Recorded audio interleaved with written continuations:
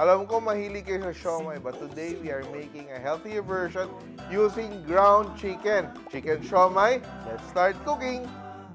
So meron akong ground chicken dito, pero ito siya may konting kasamang balat para may konting fat siya because the fat will give it flavor and juiciness. Ito, I am adding a little bit of diced carrots, diba? A little bit of chunkiness. And very important when you're making siomai, no, or any kind of mixture na ganito, kailangan chilled yung inyong meat, no? Combine lang natin. And I will season salt. Ito siya, I'm using chicken powder or you can use all-purpose seasoning granules and sugar. So, very important, mix natin. Tingnan mo, magbabago yung texture na. No? Magiging sticky siya. So, ako, I use the diced carrots compared to grated para mas may bite siya. Yan. So, gagamit tayo ng white pepper. Hindi ako gagamit ng black pepper. Para sobrang mistisa ng ating siomai. Very nice. No black specks. And now, we will add more flavor and our binding. So, ito siya. Ating binding agents would be 1 egg white, powdered milk, ito, dagdag linamnam, and cornstarch. And to finish, gagamitin natin ay sesame oil for that very nice aroma and spring onions.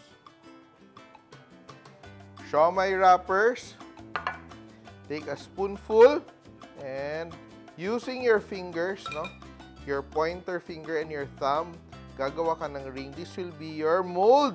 Hindi mo na kailangan ng special mold. Ito lang siya. Ayan, no? Flatten.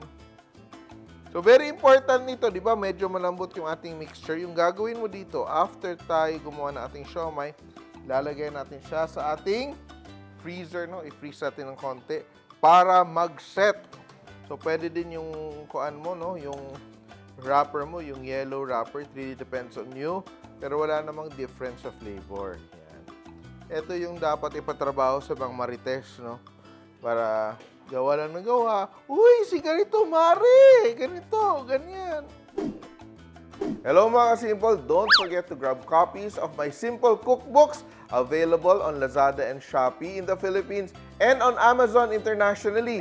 Add to cart na. Yan. So, bago tayo mag-steam, brush natin yung ating base with oil. Yan. So, ito, we chilled our siomai for a few minutes. Kulang pa siya ng konti, pero let's just steam para makakain na tayo.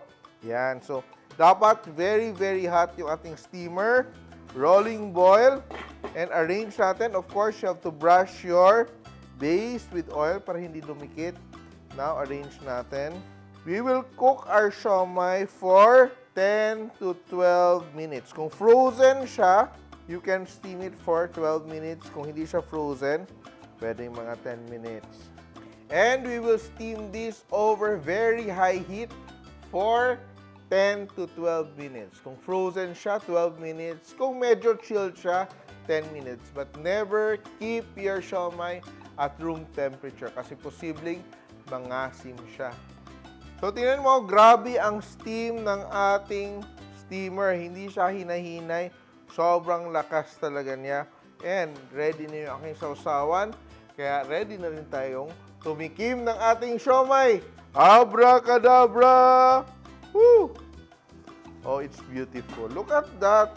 Ang ganda ng ating siomai, no? Kaya sinasabi ko sa inyo, dapat mataas yung heat in yung siomai so that mag-puff up siya, no? Magiging very nice. Look at that, no? So, beautiful. Siomai. One more. Yan. Tago muna natin yung iba. And look at that. Ating siomai. Steaming hot. One, ready. Go. Very nice texture, oh. Winner. Pwede siya. Winner chicken dinner. Pero siomai, healthier. Hindi siya fried chicken. Pwede mo din itong prituhin, ha?